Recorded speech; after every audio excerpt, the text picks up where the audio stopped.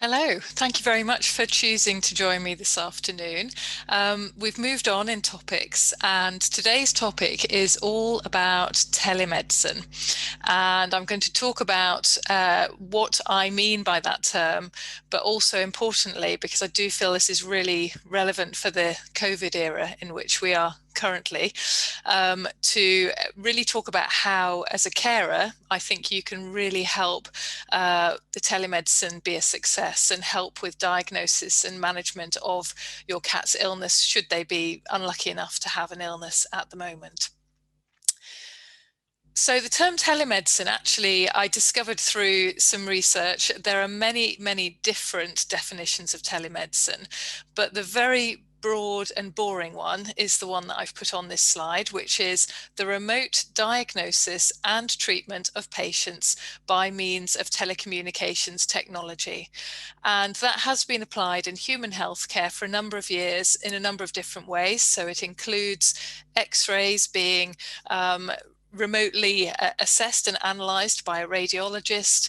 It includes sending, really specialist data, but in its most basic sense, it also includes a phone call rather than a face-to-face consultation, a video consultation, or even an email consultation. So all of these things, which any of you that have had to contact your vets during 2020 will have experience of, are examples of telemedicine.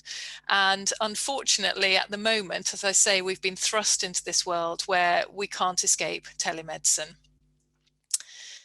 So why is it worth talking about? Well, I think it's worth talking about in any case. And the reason for that is, sorry, I'm just let someone in from the waiting room. Just one moment. A reason to talk about it in any case, so outside the COVID era in which we find ourselves, is that firstly, from the cat's perspective, if they don't have to go in a carrier, they don't have to skip their breakfast, they don't have to go in a car, stay in a waiting room, be examined by a vet, they're probably going to be saying, hooray, hooray, this is wonderful, much less stress for them, because in a sense, the consultation is without their presence at all. So their life is not disrupted. So from a cat's perspective, if we can usefully achieve things through a telemedicine consultation, then the cat's delighted because they've not had to participate. And you too might also be delighted in the sense of you've not had to put your cat in the carrier, you've not had to listen to them yowling all the way to the vet, or perhaps vomiting or urinating in their carrier, showing signs of distress. So from your perspective, a lot that can recommend telemedicine and really make it something that we should pursue. But the main reason really for including it on the timetable now was because of the COVID pandemic. And since March 2020 in the UK and around the world, as you will all know, if you've had to get in touch with any healthcare professional, whether for yourself or for your pet, telemedicine is being used as a first line. So because of social distancing, vet clinics are very much limiting the number of people coming into the practice. Most practices still in the UK, clients are not allowed into the building at all.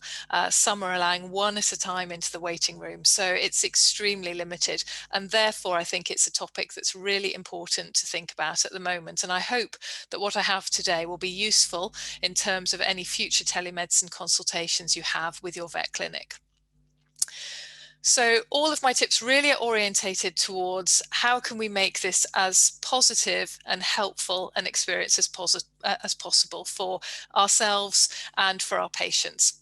So before making that initial contact with the vet clinic, unless it's an emergency, in which case just please pick up the phone, contact them straight away. It's worth preparing for that interaction. So this is thinking about non-urgent conditions, or and particularly, of course, you can have a non-urgent condition that can become more and more worrying with time. Have a think about what are your concerns, what are the clinical signs that you've seen that have made you feel worried. Is it because your cat is being sick or they're not eating their food, for example? If there's more than one thing that you've been worried about, then actually writing a list, I think, is very useful to make sure that during the discussion, you don't perhaps get sidetracked to talk just about the first thing in your mind, but you remember the other things, because from a vet perspective, all clues are gold dust in terms of us making a diagnosis. At the time of the appointment as well, bear in mind that firstly, the clinician you're speaking to might not be able to access the clinical records in quite the same way that they would have done in the past because of differences in the way vet clinics are working. So I think it's really a good idea, unless you know that vet very well and they know you and your cats very well, to just very briefly say a little bit about your cat. For example, my cat Millie has had kidney disease for 5 years and she's already on a mixture of different treatments, and actually tell your vets what those treatments are. Because for a vet that's unfamiliar with the case, it's really useful to have a very quick summary of what are the key points, what's the key information at the start of the patient discussion. And I also think it's really useful to have a notebook and pen, not only so you can refer to your problem list that you've written in advance, but also so you can jot down things, because it's very, very hard retaining information. And we know that from a huge number of studies that have looked at our own interactions with doctors, that we actually remember very little when we walk out of the door of our doctor's surgery unless we've actually written it down. So how is a telemedicine consultation likely to work? What questions are you likely to be asked? Because it's useful to know what these questions might be in advance. So again, you can prepare yourself, you can think about how you might answer these questions. The initial question is probably going to be, well, how can I help you? What's wrong? Why have you chosen to call me?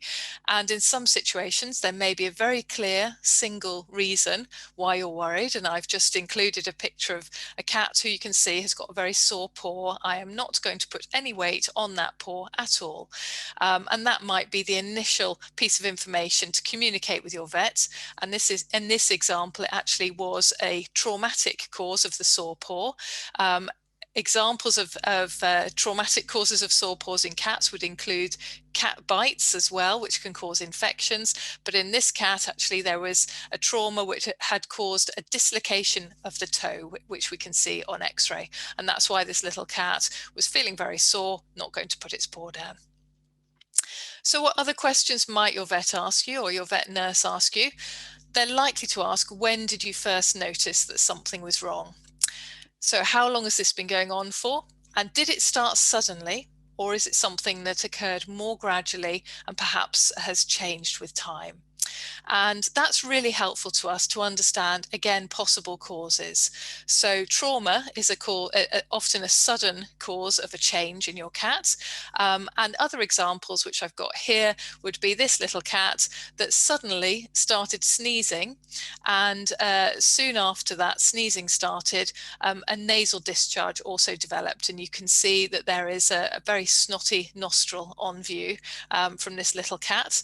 And the reason for this sudden nasal discharge was that the cat had a couple of weeks previously eaten some grass and had then been sick, and a piece of grass, quite a long piece of grass, you can see 5 centimeters, had then lodged in the back of the nose and instantly tickling the nose, hence the sneezing, which was very sudden in onset. But then because that grass was sitting there inflaming the tissues, we got a secondary infection, hence the snotty nose. So it's really helpful understanding how the problem has developed. You might actually know in some situations what the cause is, or you might have a suspicion. For example, you might have seen your kitten playing with a toy, and now that toy has gone. And could that kitten that's now vomiting have perhaps eaten a bit of that toy? Could that be a reason for the signs that you're seeing? Understanding how long the problem has been present, but also whether it's changed at all since it started, is helpful. So is this a problem which is staying the same, or is it getting worse? Things that get worse obviously worry us more. Or perhaps is it waxing and waning? That's all useful information for us in terms of our problem solving. And lastly, has any previous treatment been given for this problem, and what sort of difference has it made? So if you're perhaps on your second consultation or third consultation, this is particularly relevant. If you've started treatment, is it helping? Are you happy with how things are going? General health questions are also very likely to be asked, and examples of those would include, What is your cat's appetite? Have you spotted any difficulty in your cat's ability to eat? Any changes to their breath? Is their breath smelly, for example? Has their thirst changed in any way? Any changes in urination or defecation? If you have an indoor-only cat and you're able to observe that, that's very helpful. So if you can give information on how many times a day your cat is passing urine or feces and whether they appear normal in appearance, all of this is really helpful information.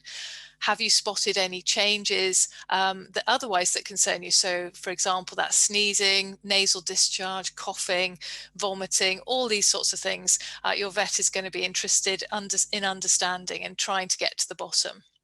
And a useful checklist is in the free download section of my website.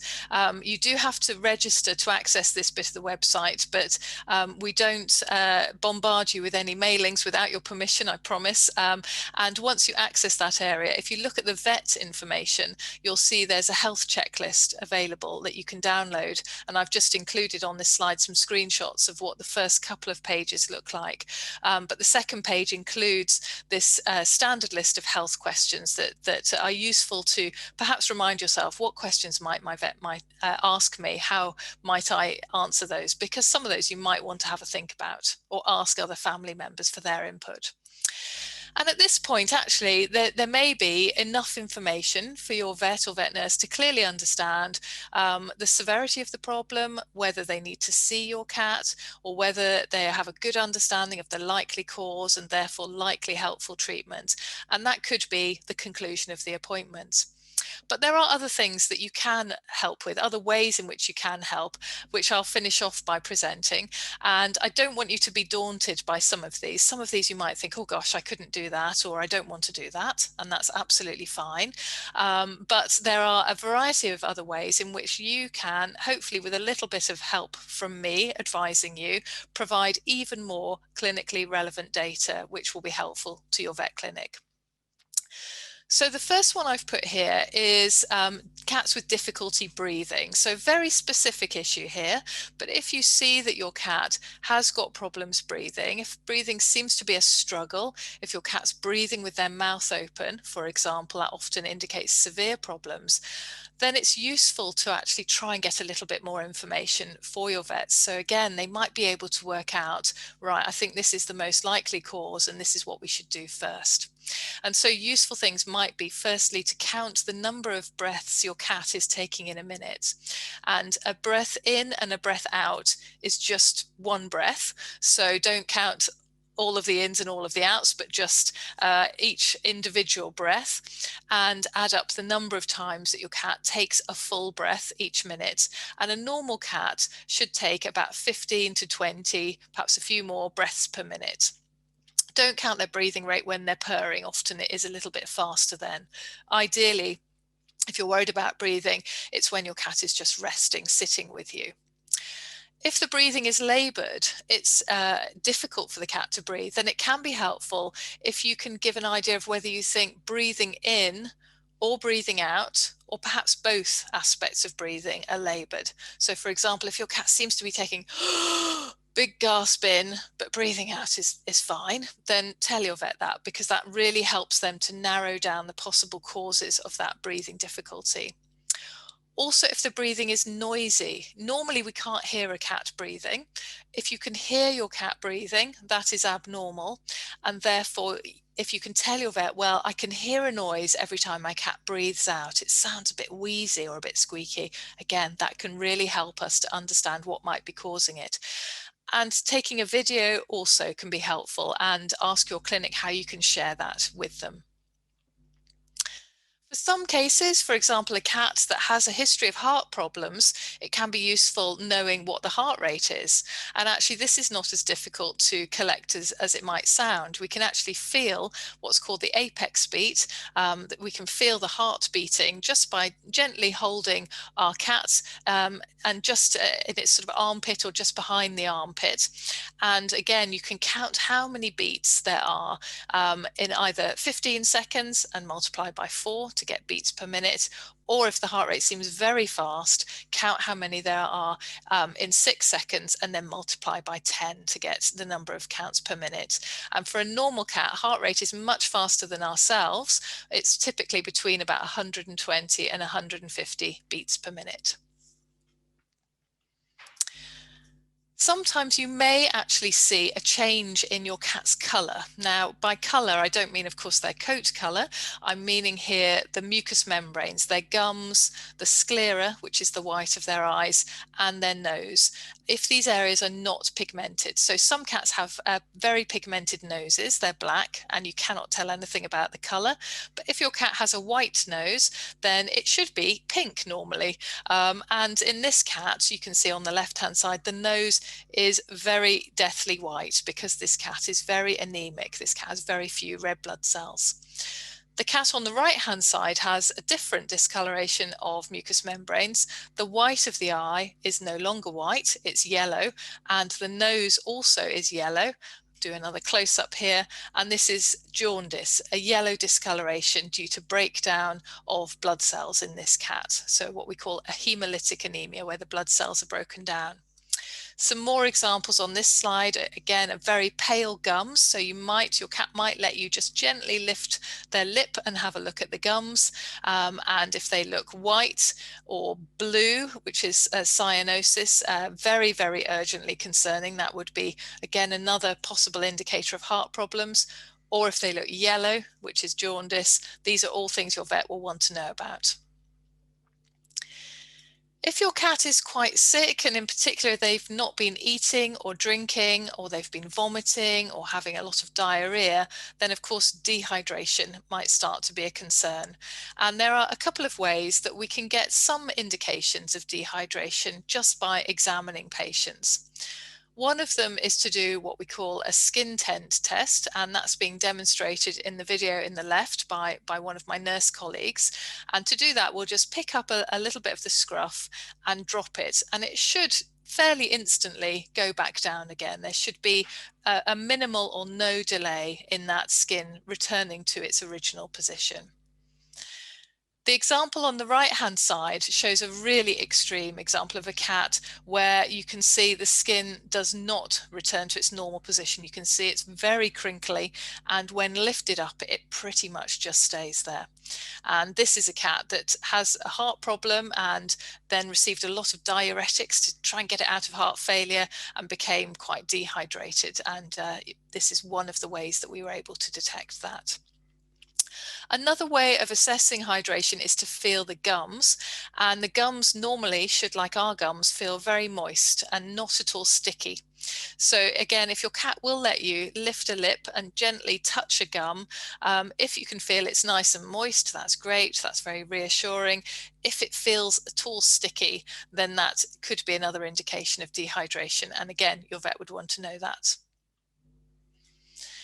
If you have a small thermometer at home, then another option that could be helpful in some cases is to take temperature.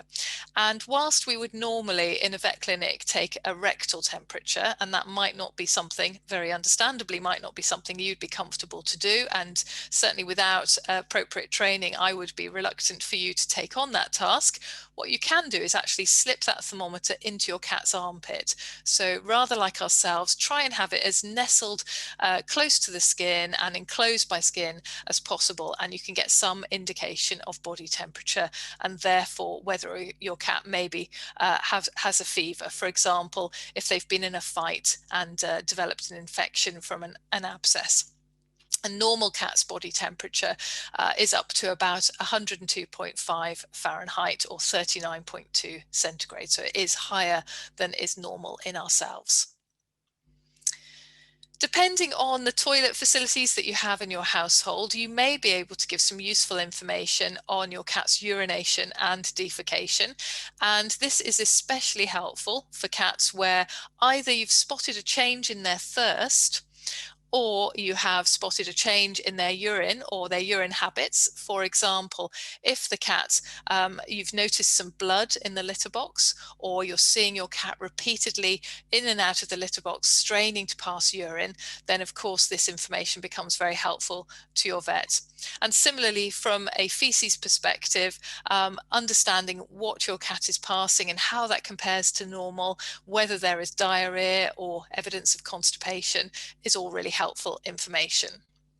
I'm a big fan of using clumping cat litter at home, because then you can tell, firstly, whether your cat has urinated, but also you can get an indication of how much urine is passed by the size of that urine clump. And this again can be really helpful in cats with urinary disorders, most worrying of which would be cats that are having difficulty passing urine at all. And that, if they become completely blocked, is an emergency. It is a life-threatening emergency. And so photos, again, can be helpful here. Video evidence, I'll show you an example of a little bit later as well, can also be helpful. Anything that you can provide will always be very gratefully received. Normal cats typically pass 2 to 3 urines per day and 1 feces per day. That is the norm, but of course, like ourselves, there is individual variation. So if your cat normally has all their life done a poo every other day, then that's normal for them, and that should be the baseline on which you monitor your cat from. Something that might be helpful if your cat has a urinary problem, or if their thirst has increased, is to actually collect a urine sample at home. And in the free downloads section of the website, there is a guide for owners as to how to collect a urine sample from the cat. So please feel free to refer to that after this session. But very simply, how we do this is to typically get a clean, dry, empty litter tray, and then some non-absorbent cat litter, which most commonly is crystals or beads, these plastic beads that go into the litter tray. Catcore is one of the most frequently used brands in the UK. The cat then has something to scratch around in, but when they pass urine, it's not absorbed, and therefore we can collect a sample. There is also a hydrophobic sand, which looks much more like a normal litter, called Kit for Cat, which is also very popular with cats as a non-absorbent cat litter, and you may have used that as well. And ideally, once you collect your urine sample, depending on what your vet clinic is interested in, get it to them as quickly as possible. If they're interested in crystals, then you really need to get it to them ASAP. If they're interested in the concentration, or they want to do a bacteriology culture, for example, then it doesn't have to be driven at high speed to your vet clinic. It could be taken within a few hours, ideally within 24 hours. If your cat has diarrhea, of course, collecting a poo sample might be something that your vet is interested in. And particularly in young cats, infections often are a cause of diarrhea. So that might be something your vet might want to test for, and therefore collecting a sample may be asked of you. And if the feces are very liquidy, that can be quite challenging, because often litter will soak that up. If there's an abnormality that you can actually see and take a photograph of, then definitely do that. And if possible, share that photo with your vet clinic before you have an appointment, so that the vet can have a look at that photo and have an idea of why you're calling. And that is much easier than on a video consultation on your mobile phone, perhaps trying to show your vet live what you've been talking about. That, as you will know, is likely to be quite tricky. So if you can get a good photograph before, that's absolutely brilliant. And you might also be able to get a useful video. So I've turned off the sound for these videos, but the first video shows a cat coughing, having a coughing episode.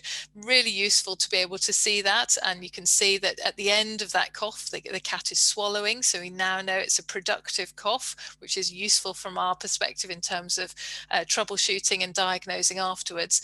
And we can get an idea of how severe it is. So all these things really helpful. The other cat in this example had some behavioral changes, was very restless, very vocal, and again, really nice to see a video that explains to us and shows to us really what you're seeing at home. So if your cat's problem really is something that lends itself to being videoed, I would encourage you to do that. And I mentioned urinary videos a little bit earlier on.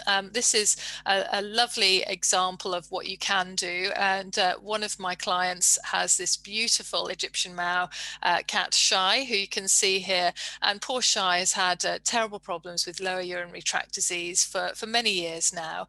And so his owner very cleverly set up this webcam, which has been rechristened the WeCam, close to his litter box. And when Shy goes to use his litter box, she can activate the webcam and remotely monitor him. So without standing watching him, which a cat would find off-putting, like us, they like their privacy, his urination can be monitored. And you can see this video is still running, although he's very still, he's spending a long time trying to pass this urine. So it's very difficult for him passing this urine. And in fact, I think this video was about 9 minutes long. I won't show you all of that, of course, but was incredibly helpful for me to really understand what was going on with Shy at home.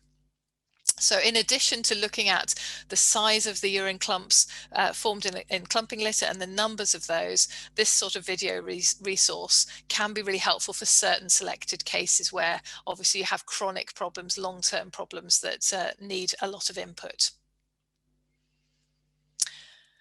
Other useful things that you can do from a urinary perspective shown on this slide. Blood in the urine, hematuria, can be seen for a number of reasons, including bladder stones. And this is one of my patients, a very beautiful ragdoll called Milo. Unfortunately, ragdolls are quite vulnerable to forming stones in their urinary tract. And this is a problem that Milo has had, where he forms these calcium oxalate stones, and it makes his urine very bloody and makes him very uncomfortable. And so actually collecting urine and monitoring it has been really helpful for him at home. And by and large, his owner has actually been using dipsticks to do that at home. And on a dipstick, this is a multi-stick dipstick that's being shown now. There is one of the little pads will show up and change color if there's blood in the urine. And it's the one within that red rectangle. So it's very dark green, and it should be yellow if there is no blood in the urine. So you can see a huge amount of blood in the urine. So monitoring his urine at home and keeping a diary of where the blood was passed, incredibly helpful. But also more recently, we've had a new product available on the vet market, which is this Royal Canin Blue Care product. And this is a sachet that has these granules in, which we sprinkle on top of the normal litter in the litter tray. And these granules have a chemical within them that changes the color when they come into contact with blood. And even microscopic blood, which you would not see with your naked eye, so the urine would still look yellow, can trigger this very profound color change, and the litter turns blue. And this is also a really helpful system for cats that have had recurrent problems or long-term problems, where we just want to really understand in a bit more detail what's happening. Is there blood in your urine? And that has been useful in many cats like Milo as well. I think the same company is detecting a similar system for glucose monitoring as well, useful with a relevance to diabetes. What else can we do? Well, I always talk about weighing cats, so this is no exception. But if you do have some small cat-sized scales at home, really helpful to get a weight measurement from your cat. And your vets will always thank you if you can help them by telling them whether your cat's weight is the same as previously or whether any weight loss or weight gain has occurred. If you don't already have scales available to you at home, then these are pretty easy to find now, actually, online from organizations like Amazon and eBay. Fairly inexpensive scales are available. You can also monitor water intake. If you have noticed a change in your cat's thirst, this is definitely relevant. If you have one cat and it lives indoors only, then that is, of course, the easiest scenario to monitor water consumption. And to do that, you put a measured amount of water into the cat bowl or bowls, and then 24 hours later, tip that water from the bowl back into your measuring container and calculate how much your cat has drunk. And that can be useful because the magnitude of a thirst can help tell you which conditions are most likely. For example, diabetic cats often are extremely thirsty and may drink perhaps half a litre of water in a day, whereas a cat with hypothyroidism may be a little bit more thirsty than normal, but much smaller volume overall. In cats that are living in a multi-cat household, if you have other cats and also if you have dogs, for example, then measuring the total household water consumption still can be useful, not from a diagnosis perspective, but from a monitoring perspective. So again, if you have a diabetic cat and it's in a multi-cat household or multi-animal household, then as its diabetes responds to treatment, the water consumption of the household should also reduce because that diabetic cat should no longer be thirsty. So less helpful diagnostically, but definitely helpful from a monitoring perspective. Monitoring food intake also can be helpful, particularly if you're worried about appetite in your cat, whether that's an increase or a decrease. Being actually able to say to your vet, my cat is eating 24 grams of biscuits per day, your vet will instantly know, well, if that's an adult cat, 24 grams is not enough for them to be eating. And even remotely over the phone, over email, having this sort of detailed information can be very valuable. So another patient of mine is a very, very beautiful Sula here who has chronic kidney disease, and her carers have been absolutely brilliant at monitoring in very detailed way her appetite, so exactly how much food she's eating, exactly what food she's being offered, and her body weight. And that has helped to guide us in terms of some of her therapies, for example, how much appetite stimulants she needs. So having actual concrete objective data that you can then provide advice on really does make a difference. If your cat is diabetic, then something you need training to do, but definitely can be helpful and can then be done at home, is monitoring blood glucose levels, blood sugar levels. And most often what we'll do is take a blood sample, very tiny blood sample from the ear. And that's what's been shown in this picture here. And there's a lovely video that the charity International Cat Care have done, which shows exactly how to do this procedure. And certainly if you do have a diabetic cat, monitoring blood glucose at home is not only less stressful for the cat, but it's often actually more helpful in terms of giving us reliable data.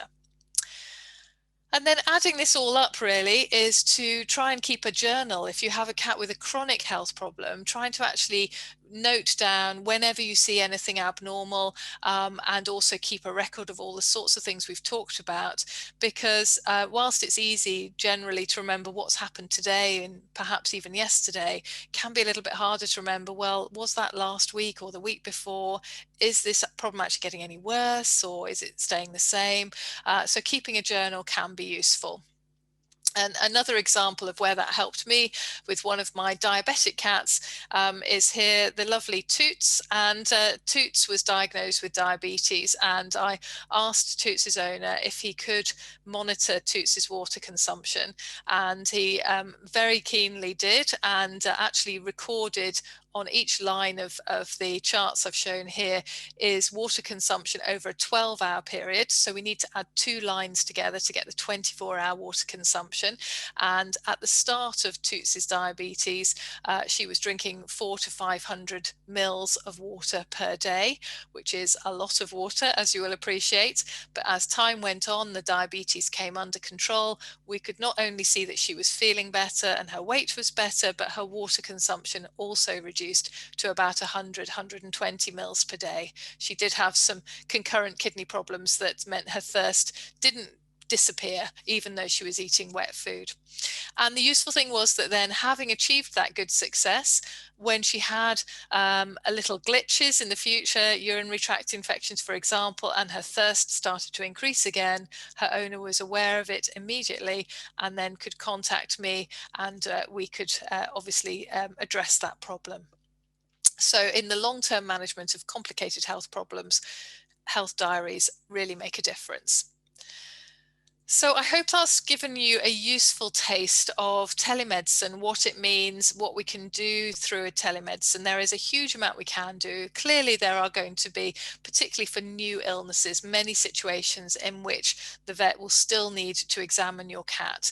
And at the moment, that often will involve a bit of a car park handover of a cat in a carrier, because you probably won't be allowed inside the clinic due to COVID social distancing rules. But nonetheless, if you can share this information with your vet clinic in advance, it really does put them in a better position to accurately diagnose the cause of the problem, and also to treat it best, and so help your cat the best. There are a lot of things that you can do. Some of the things I've talked about today may seem like things you don't want to do, and that's fine. But I hope it's also been interesting to just give you a taste for what's possible with home monitoring. And I do believe it is something that we should continue beyond coronavirus, if not for every case, for those long-term cases where a more uh, arm's length monitoring can still be very effective and that less stressful for the cat coming into the clinic. If you've not already done my survey on this topic, I would really appreciate you doing that. And you can access all of the surveys from the homepage of the website. Look for the top menu item, which is surveys. You'll see there are a range of other surveys that are open, but we're particularly interested if you have had any experience of telemedicine, so a discussion over the phone, on a video or email with your vet clinic. We would really like to hear about it. And please tell all your friends and family members about this survey as well, because we're desperately keen to get as much data as we can, so that we can share that with the veterinary profession and cat owners, and hopefully improve as well the efficiency and success of telemedicine in the future, because it is something that is certainly not going to disappear anytime soon.